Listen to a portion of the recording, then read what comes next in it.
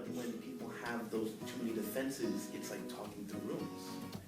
Because there's so much in between that it just kind of gets muddied up and muddied up and muddied up. But I feel like vice versa. When you finally, not finally, but once you meet that person, that those defenses aren't really defenses. It kind of feels like a puzzle that was made by you. Because you understand that puzzle is wrong. And then, well, aren't defenses. Communication. Information was through and out. And it's a liberating feeling. I like that. You're communicating through rooms. So what's that stupid phrase I hear all the time? God forgives, I don't. Oh, you're so badass to not forgive. You're so tough. Look at you with your hard shell and no intimate relations with people. Dying miserable and angry and probably with very few people around you. But you know what? You had your pride. Bring me something that pride makes better. Somehow that pride benefits us in life. Let me know. Not only does pride not give you dignity, it actually costs you your dignity.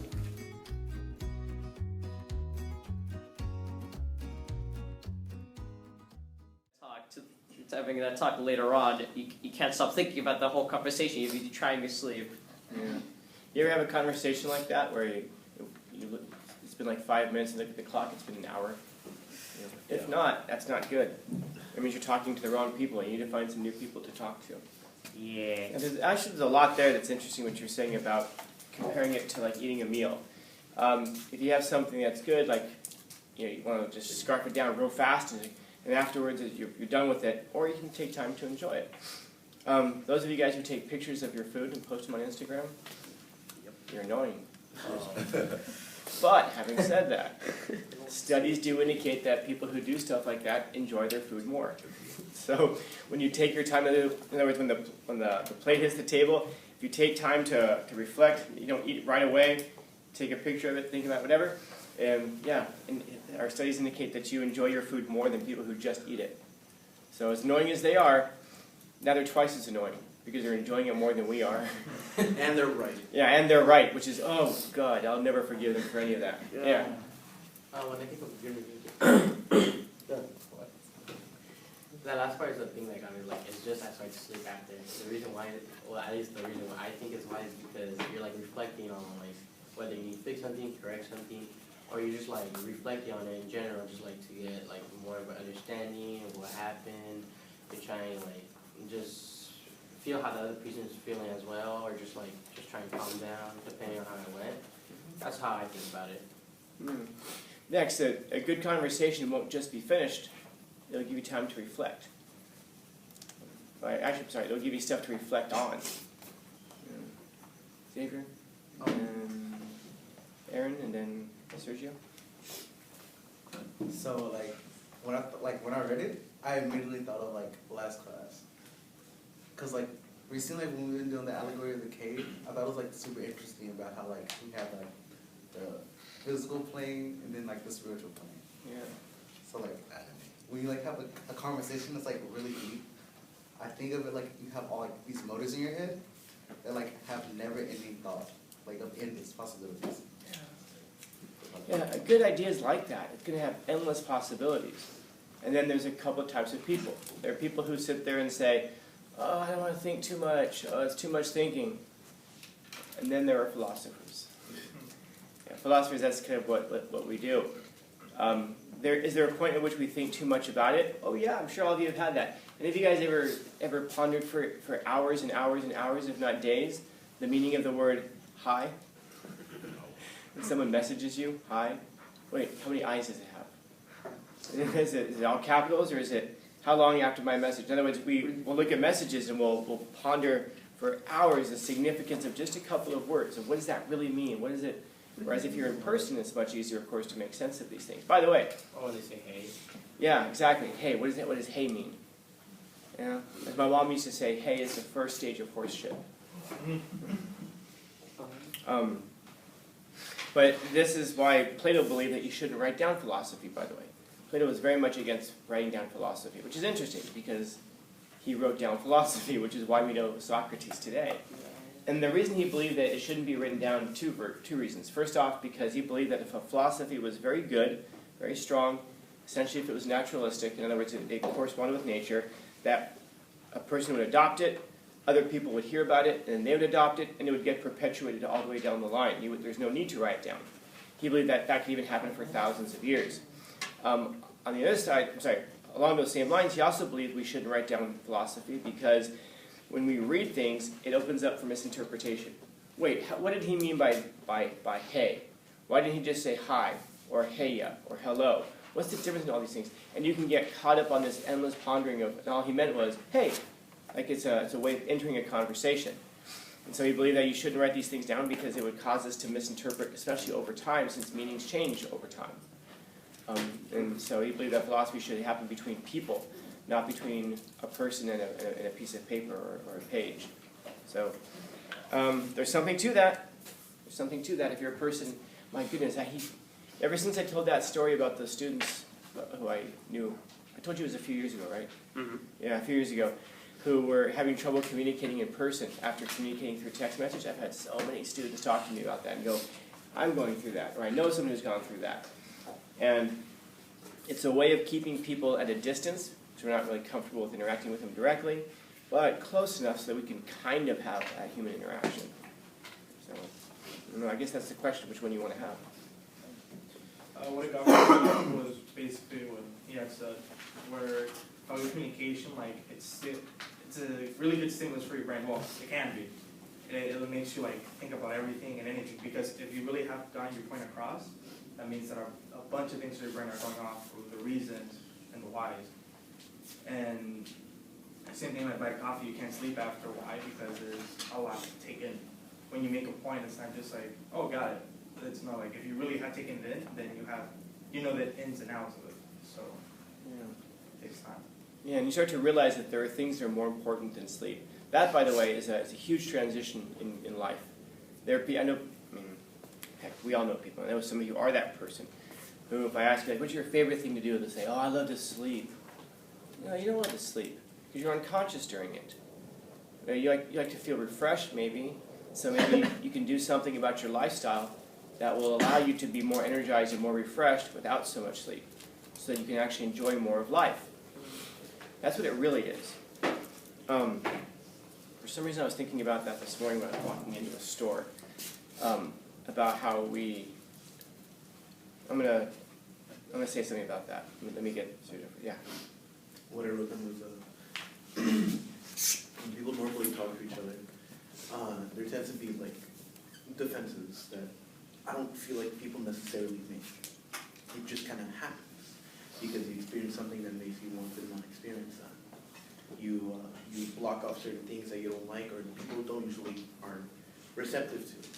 And that's what communication is really about. It's the receptiveness of, hey, I had said something, you say something back, you ask something, and I answer it. It's that back and forth of information going through. But when people have those too many defenses, it's like talking through rooms. Because there's so much in between that it just kind of gets muddied up and muddied up and muddied up. To when the thing actually hits you, it's not coherent. But I feel like vice versa. When you but once you meet that person, that those defenses aren't really defenses. It kind of feels like a puzzle that was made by you. Because you understand that puzzle as well. And then, well, aren't defenses. Communication. Information goes through and out. And it's a liberating feeling. I like that. You're communicating through rooms. Don't forget that. We're going to talk about that in a month and a half. Alrighty. In the room, the women come and go, talking of Michelangelo. Remember that.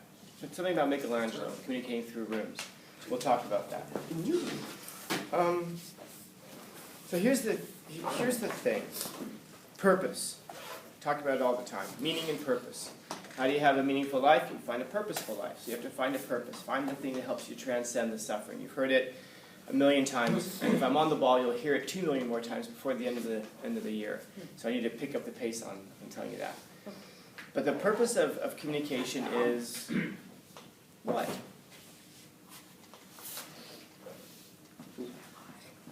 No, seriously, what's the purpose of communication? Oh. Think about it. Yeah, Wait. I am waiting. Stand by. It's a weird thing. We do it all the time, and then we stroke. What's that? To be heard. To be heard. Oh, and yeah, To convey ideas. to convey ideas, Self-reflect? to self-reflect. Yeah, you do that. Yeah. Yes. Yeah. While you're talking to us out loud, it seems like you're working out the ideas in your head. Yeah. We're doing the exact same thing. When I'm up here talking to you guys, I'm working these things out. Something occurred to me when just as I started this quote and I read it to you, I smiled and I was thinking, something just hit me about this. I don't know if this is, I should share this with the class next year. It's something that I imagine that pretty much probably most of us miss. I'll tell you at the end what occurred to me about this statement. But we're kind of doing the same thing. I'm up here and I'm working these things out. I'm talking with you. Sometimes you'll see I come over and I scribble something down. It's the exact same thing that we're doing. I'm trying to work some ideas out, trying to get to the bottom of some things. So part of the purpose of conversation is self-reflection. Hopefully, I really hope that if you're listening to the things that we're talking about here, that it sparks something in your head. So it isn't necessarily something like, oh, Scanlon says something brilliant, but of course I did. But why are you laughing at that? It's more of like I said something that triggered some brilliant thought in your head. In other words, you heard something and that made you go, huh. And again, it's not something I said. It was just like you just heard the right word at the right time that triggered some idea in your head that made you come up with something of your own, made you think of something of your own. That's my hope. This is why when I see sitting on phones and things like that, I realize we're not paying attention to anything. It bothers me, not in the sense that you're ignoring me, because you're not ignoring me. You're ignoring some of the greatest thinkers of all time. How can I possibly take offense at that? I said, I think in the first week also, that I'm like coffee. I'm not for everybody, and everyone is like coffee. All of us are not for everyone. And thinking isn't for everybody. I get that. And it's not an insult, it's a fact of the matter. And I think that we all can kind of agree with that. I don't know why I say things like that and then people get offended, but then people will still walk around and go, oh my God, everyone is so stupid. I'm not calling everyone stupid at all. Other people are. That's way more offensive than what I'm saying. All I'm saying is that most people are not deep thinkers. That's not an insult, because you've got other things that you have to worry about in your head. You have other priorities, other things that you prefer to think about. I should put it that way. But if we're thinking about the things that are being said here, it should be triggering ideas in our heads. And by the way, that's true about just about everything. I think I've told you guys before, I publish poetry, and a lot of my poems just come from something I hear at a Starbucks, like someone just says something. And if you ever read any of my stuff, a lot of times there's a quote in there that you'll see, like I'm kind of relating something that somebody has said. And it's got nothing to do with anything, really. It's just like a piece of a conversation that just like I was walking in this morning and I was laughing because there were two, I'm guessing teachers. I don't know who they were. One of them I knew was a teacher. One of them I'm not sure who she was. And the one who I didn't know who she was, she's like looking around very concerned, and she's like, and then they're telling me like I'm not, everyone thinks I'm not doing my job. And she's like looking around like very paranoid, like she wants to make sure no one hears this, which of course is the irony, right? That's what kind of got my attention, was her looking very paranoid to make sure no one was listening. That's what made me listen. Because I was wondering, what is she hiding from the world? And even then I didn't mean to. And as I'm walking by, she says, "Oh, what can I do? I'm not a disciplinarian." So, what do you suppose is going on with this person? Everyone thinks I'm not doing my job. What can I do? I'm not a disciplinarian. Yeah. Maybe has some discipline? Yeah. But what do you think is going wrong with her that she's so concerned? Yeah. She's not who she is. She's trying to pretend something she's not. Yeah. Persona. Yeah. Or maybe it was an inability to do that that's causing her problems. My guess is she's probably a teacher, and she's probably struggling with classroom management. In other words, the class is probably running all over her. And she's not a disciplinarian, but rather than being able to put on the persona of one, which is good for everybody because then it brings everything into order, and then we can actually do the school stuff. She's concerned because she's unable to do that, or she's unwilling to do that. Yeah. And we've talked about the persona, in the past ad nauseum, but sometimes you have to put on that face. Have I ever gotten angry with you guys? No. Once. But have I ever gotten angry with you? No. Sometimes I have to pretend to be. because otherwise nothing ever gets done. I have to raise, I never yell. And by the way, I told you before, how can you tell I'm not really upset with you? If you don't cuss. Yeah, if I cuss at you, I'm not really mad at you. If I don't cuss, there's a good chance I'm probably upset with you. Because when I get angry, now people are like, I black out. I go, no, man, I'm the exact opposite. I zero in like a laser beam when I'm upset, when I'm angry. Because I've seen too many problems in life with people who when they get angry, it's like, they just say stuff they don't mean, and they say, I just black out, I see red, bro. It's like, dude, then you're not in control of yourself. That's when you absolutely should take the reins of yourself and say, I'm about to lose control. So this is the time that I have to absolutely be in control. And at those times when you're angry, those times when you're sad, and you're likely to make stupid decisions about yourself. I'm not just talking about suicide. I'm talking about, like not taking care of yourself. The times when you feel hopeless, when those emotions are riding really strong, that's when you should bring in your reason to control your emotions. And then there are times when you're just too damn logical. You need to bring in your emotions to control your reason. It goes in both directions. We harm ourselves when we focus on just the emotional or just the intellectual. You should be both of these things, because you are both of these things. So, going back to that question about communication, this is why it's important. I was talking to a friend of mine. I haven't talked to him in a while, but this is back when I lived in Los Angeles. He was having this problem with his sister, and she was just not. Essentially, he wanted to just sever all ties with her because she was being a problem. And of course, family, you're not supposed to do that. And of course, family is gonna rally maybe around her, perhaps. But the point is that because she's part of the family, she's going to be around all the time. So it's difficult to just sever all ties with this person. And so I was asking this friend of mine, well, what's your purpose maybe in severing communication with this person? He said, well, maybe it's so I don't get taken advantage of anymore. Okay, if that's your purpose, well then sure. If you can sever yourself from that person off, then then they don't have access to you. Then they don't have access to being able to take advantage of you. Are they going to take advantage of other people then? Yeah, that's what parasites do. They find new hosts. So the purpose of that severing is not to make that person better. It's to stop that person from taking advantage of me. And so, fine, that's the purpose. Is there a way that you can interact with this person for the purpose of making them better? Perhaps. Now, that's the hard thing to do. It's easy to, well, it's not easy to cut people off, but it's easier to cut people off than it is to find a solution to how to make this person better. But that, by the way, is not your responsibility. You don't have to make other people better. You've got to make yourself better, certainly. But once you can do that, well, now you can start to help other people and make other people better. So sometimes you do have to sever yourself off from other people so that you can put yourself in a position where you can make yourself better so that you can help other people, if that's what you want to do. How many times should you forgive a person? We had this conversation before. 3 times. 3 times and it's done. I don't know. What's your purpose in forgiving the person? Do you forgive a person because they deserve to be forgiven? Do any of us deserve to be forgiven? Like, of all the terrible things that we do any of us do it seriously without knowing that we're doing it? Maybe once in a while. Maybe we just don't realize the gravity of how bad it is, what we're doing. That's what it usually is. Oftentimes you look back on it and go, yeah, I can see it now. Yeah, maybe you didn't see it in present. So maybe forgive someone once because maybe they really didn't see it. Maybe twice because they really don't see it. There's that kind of a person. But how many times should you forgive a person? I don't know. What's your purpose in forgiving them? What's that? I said because we're only humans. Because we're only humans? Yeah, that's not a purpose, that's a reason. In other words, what are you trying to accomplish by forgiving the person? Do you want to make them a better person? Or do you want to what's the word I'm thinking of? Do you want to punish them? Do you want retribution against them? Yeah, no forgiveness at all. So what's that stupid phrase I hear all the time? God forgives, I don't. Oh, you're so badass to not forgive. You're so tough. Look at you with your hard shell and no intimate relations with people.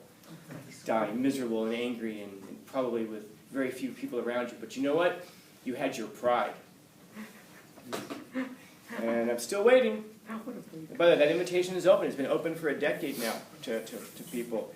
Bring me something that pride makes better. Somehow that pride benefits us in life. let me know. As soon as you find one, yeah. As soon as you let me know. I've asked you this before. Yeah. What good comes from pride?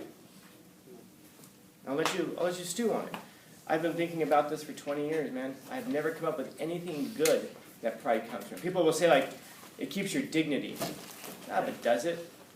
Because I can guarantee you, if you give me an example, I can walk you through it, I can show you, not only does pride not give you dignity, it actually costs you your dignity. It's worse than it is. Pride is the beginning of nearly every single fall. You know? Pride, and I'm talking about from a professional standpoint, from a personal standpoint, the failing of relationships, the inability to acknowledge our own wrongs and to apologize. Our inability to apologize, even if the other person is wrong 8 out of 10 and we're the 2 out of 10, to not be able to apologize for our 2 out of 10, to not be a model for others, it's disastrous. So it goes back to that question now about the purpose of the communication. Is your purpose for communication to convey, to be known, to be heard? What is it? And that's an important thing, because if you know what your purpose is in talking to this person right now, now you can start to work towards accomplishing that one thing. Do you want to just argue with the person? Do you want to come to resolution? Like, you'll find that if you and I ever debate about something, like, you know, really go at it about something, at some point I'll stop you and ask you, what could I tell you that would change your mind? Or what could I demonstrate to you that would change your mind? In other words, if we're arguing about whatever, name the issue, and I said, is there something I could tell you or show you or prove to you that would change your mind? And if your answer is no, then I go, cool, then let's not talk about it. Let's go get some wings or something. Because that means your mind is not ready to be changed. If you ask me, is there something I could tell you? Oh yeah, I could tell you what they are. And if you can do any of these things, then absolutely I'll change my mind and agree with you that you're right about this. Because the purpose of the argument shouldn't be just to fight. The purpose of the argument should be to come to some sort of a resolution. The purpose of the argument might just be to be heard. That's fine. That's different from being understood, by the way. Being heard is different from being understood. And maybe you're talking to a person who cannot possibly understand you. You know, I had a friend who was a high-level programmer. I couldn't understand a damn thing she could talk about sometimes. And it wasn't about understanding. It was about being heard. And so I would go through the process of trying to learn about that stuff, but I realized that wasn't the purpose of it. And so good communication, that's what makes it good. It fulfills some kind of a purpose that you're looking for, to be heard, to be understood, to be known, to be accepted, whatever it is. And it's just as stimulating as black coffee. And just as hard to sleep at night. In other words, it wakes you up. Not just wakes you up physically, but man, it wakes you up intellectually. I don't know if you've ever read, I don't know if you guys have ever done this where you read like 4 pages from a book, you close it and you walk around like an academic. Like, I've read 4 pages and you feel smarter. Or you watch a movie that they say some smart things and you're like, I feel smarter for having watched that movie. Or you hear some idea and you come up with an idea and you feel smarter for having had that idea. It's just as hard to sleep after. Questions, comments, concerns, complaints, criticisms, critiques? Wednesday. Happy Wednesday. For now. Yeah. Oh.